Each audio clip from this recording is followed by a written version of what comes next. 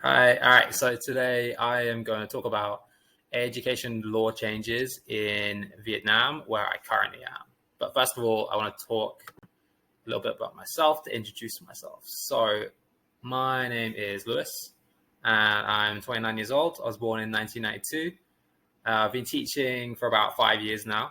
Um, so I taught in China originally for 2 years at a university. And then I actually went back to the UK for a while and worked for a telecommunications company. I did a little bit of summer school work at international schools in the UK. And then I decided to move to Vietnam in 2018. And I've been in Vietnam ever since. So I worked for an English center, and then I worked for a, a bilingual school since then. So I've been working in a bilingual international school in Bien Hoa in Dong Nai province since about August 2020. Cool. All right. So just a bit more about myself. So I graduated from University of Portsmouth.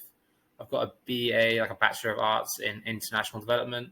So I'm really interested in the education sector. I wrote my dissertation on the impact of neoliberalism on Chile's education system.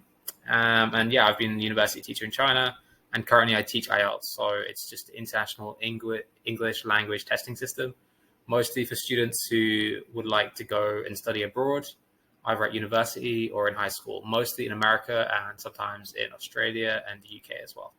So I really love traveling. I've been to over 40 countries, and I thought it's really important life skill to be able to travel and to learn more about other cultures. Okay, so the law that I'm going to talk about is Decree number 152/2020 NDCP. So this was announced on the 30th of December 2020, and the law was actually formally introduced or enforced in February 15th, 2021. So around Tet holiday, and it was kind of in the middle of COVID as well in Vietnam. So basically the law changed the requirements that teachers needed to be able to get a work permit in Vietnam. So we're going to look at what it was like before the law changed. So before the law changed, it was mostly the main requirements were to have a TEFL certificate, which could be online or in person, a degree, with no requirement over grading. So it didn't matter if it was a first, a 2-1, or a 2-2. And then all you had to do really was just do a border run. So originally I worked for an English center, and I did a border run to Thailand for 5 days and then came back in on a work visa. The problem with this, I think, is that teachers flood the market. Vietnam's like a really attractive place for people to come and teach because the salaries are relatively high, and the cost of living is really low, and it's just a great country to work in. I think it kind of attracted quite a lot of backpacker teachers, people who wanted to come and teach for a few months and then go on to the next place. So if we look at what changed, so teachers are required now to have 3 years of teaching experience outside of Vietnam.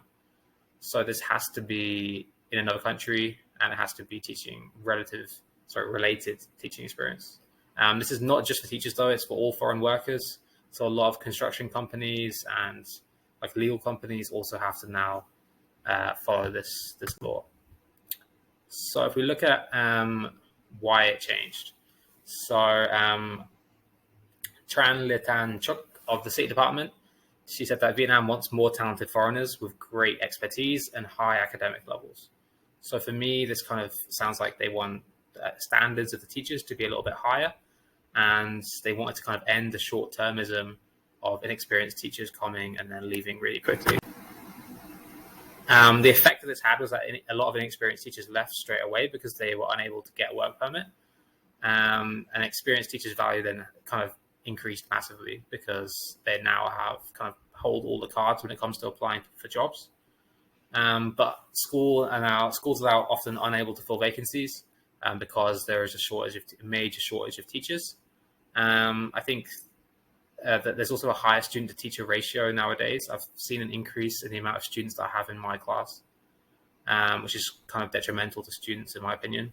And now teachers are also upskilling to meet requirements, which is something that I'm also doing right now to be able to get a job in an international school where the visa requirements are a little bit different.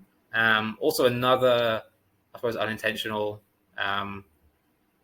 consequence of this law change was that foreigners who are married to Vietnamese people do not require a work permit to work. So possibly seeing a few people who are looking for a work permit just decided to get married to a local Vietnamese person instead, which I'm sure will end well. All right, this is my reference at the end here. Thank you for listening. I'm sorry I went over 5 minutes, but yeah, thanks.